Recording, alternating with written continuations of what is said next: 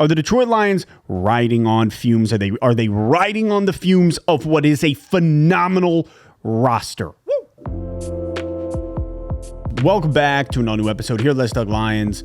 For anybody who has not signed the petition to bring back Founders Lizard of Kaz, please see it in the comments below. Fill that bad boy out and help your man here bring something back that needs to be brought back. Lions Vikings was disgusting. It was ugly. It was not something that I'm ever going to look back at with any sort of pride on any side of the ball. In all three phases: offense, defense, special teams. Defense did the best of all three, but even so, there was still a lot of lackluster moments, and allowing J.J. McCarthy and the Vikings to put up 27 it's not. What a bad game for the Lions. But I think most of the woes are coming from special teams and offense. And I got to ask the question, because I've been sitting here now 9 weeks in saying to myself, saying to you, you know what, John Morton, everything's looking fine. Everything's looking just fine. Week one was the outlier, but week after week, the boys are rolling. And I look at this game against Minnesota, and it just felt like we were a shell of ourselves, and the offense has all the pieces. The offense has Jahmyr Gibbs, David Montgomery, Sam Laporta, who had a great first opening drive. You got Jared Goff, you got St. Brown, you got J-Mo, you got the offense and the O-line.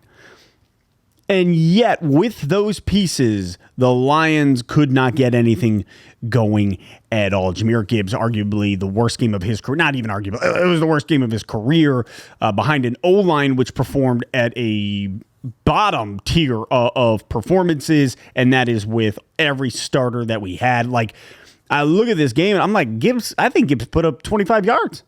I think Monty was less than 50. Between the two of them, you're looking at about 65 total yards on the ground. And it just felt like every single play we knew what was coming. I'm not asking for trickery and the Ben Johnson shuffle here, pitch back here, hook and ladder there. Like, that's fun. That's great. But at some point, man, the offense could not find any steam whatsoever. It was stale. And you know what never gets stale? Lemnis bread. You heard me. Bro, I just sat there and I was like, we've eaten all the Lemnis bread. All we're eating now are moldy crackers and hardtack, hoping to make it through here. That is a direct reference for what is coming up here. Actually, I don't even think they ate hardtack in the Revolutionary War, but Ken Burns' Revolutionary War documentary dropping in about 10 to 12 days. Oh, so excited. Cannot wait. Love Ken Burns. Very excited for the Revolutionary War. But my God, did the offense seem stale. And it felt like everybody and their brother just knew the play that was coming. Like, there was nothing. And it really took me by surprise, because that opening drive, finding Sam Laporta. I mean, like, every bit of it, you were like, okay, here we go. Lions are going to roll this game. And then all the momentum swung the other way.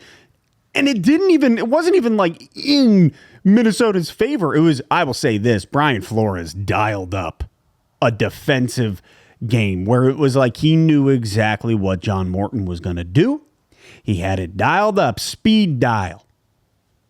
Hit that button and bam. They were prepared. Cashman, Van Ginkel, right? That's like, I mean, the entire Vikings D-line, they just had our number. They had our number, and the O-line looked terrible. Lions, 10 penalties for, I think, 76 yards. The whole thing was undisciplined. It was undisciplined football followed by lackluster, stale play calling. And it just had me wondering, are we riding on fumes? Are the Detroit Lions riding on fumes? Are they riding on the fumes of what is a phenomenal roster? Because that's what it felt like. It felt like we were just rolling into this game. Yeah, well, the Lions have beat Minnesota 5 times in a row. Brian Flores has done jack diddly against this offense. We've got Gibbs. We've got Monty. We got the whole kit and caboodle. Watch us roll. Yeah, well, we rolled. We rolled down the hill backwards, Jack and Jill style, little Humpty Dumpty. But there was nobody there to put us back together. Except for me on this Monday. Bro, I don't know. I just sat there watching the whole game, and it felt like every single move we made was not only apparent what was coming, because Brian Flores dialed it up perfectly for it, but we were riding off of fumes of what is last year's offense, last year's past, the ghost of Christmas's past, the ghost of Ben Johnson's past. Just hoping that because of the hella good roster we have, we can make it happen, and it could be flashy and this and that. But guys, man, that O-line, I love Decker. I love Sewell. I love Mahogany, who sounds like he's going to be out forever. And you got the trade deadline coming up here. And with the trade deadline, if there's one thing you and I know, if there is a single thing you and I know about Brad, we ain't making a splash. We'll probably make some sort of very low-key, tiny move that ends up, being like, okay, all right, well, that worked out, but nothing fancy. And quite frankly, I think we're going to need some O-line depth here because Decker's been struggling with that shoulder. Now Panay with the potential shoulder when he landed on that. Christian Mahogany's gone. Dude, I don't know, dude. I'm just looking at this, and I'm like, man, I got questions. You look at the drives. 3 play. After the first one where we go 70, 72 yards down the field, Sam Laporta, boom. Like, that offense, we were rolling after that. You look at it, 3 plays, minus 2 yards with a punt, followed by a punt, followed by a TD, followed by punt, fumble, you name it. Everything just went wrong. Those are the first 8 drives. And at the end of the game, like me and my boys, Josh is sitting there, and we got that 2 minutes left. Why we let obviously there was some miscommunication. The offense just struggled everywhere, and you're at home, and you can't do that. And we take it down to the 2-minute warning, and my buddy Josh is like, well, hey, man, we got to score this as fast as possible, take no time off the clock. Literally within 3 seconds later, boom, that play opens up. J-Mo with the TD. It's gorgeous. And then the defense just couldn't get it done. Gave us a little bit of hope.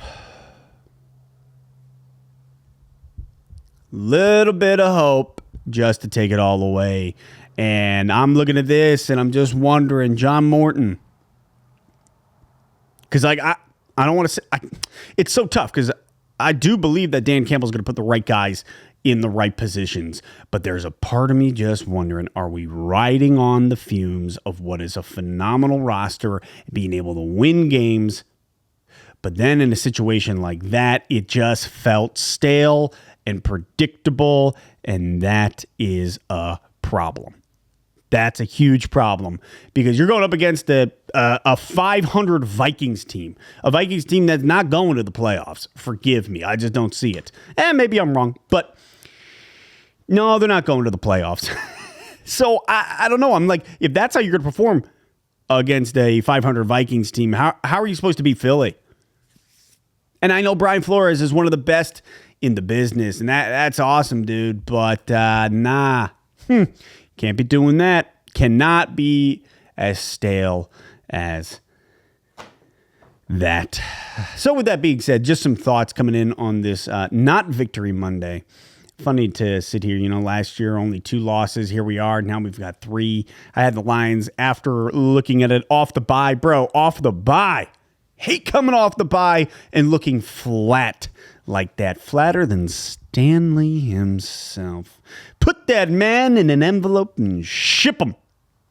I never really understood that. I think Flat Stanley came after me in the elementary school scene. And I remember somebody sending a Flat Stanley. I think one of my cousins, Jamie, sending Flat Stanley out. And I said, Jamie, what the heck is this? I just didn't understand. It wasn't for me. Anyways, just some thoughts. Let me know your thoughts in the comments. Do you feel like it was as predictable as it seems that Brian Flores had? And are you worried about John Morton? Are you worried about the offense? Obviously my Buddy texts me and says the window's closed. No. The window is not closed. That is a classic overreaction. I think everything's fine. I think it's just a matter of, hey, we cannot be that predictable. You just can't be, especially against one of the best defensive coordinators in the NFL. So, hey, man, I could talk about this for way too long, all friggin' day, but it's beautiful out. I think I'm gonna go rake some leaves, because that's what you do. That is what you do. Well,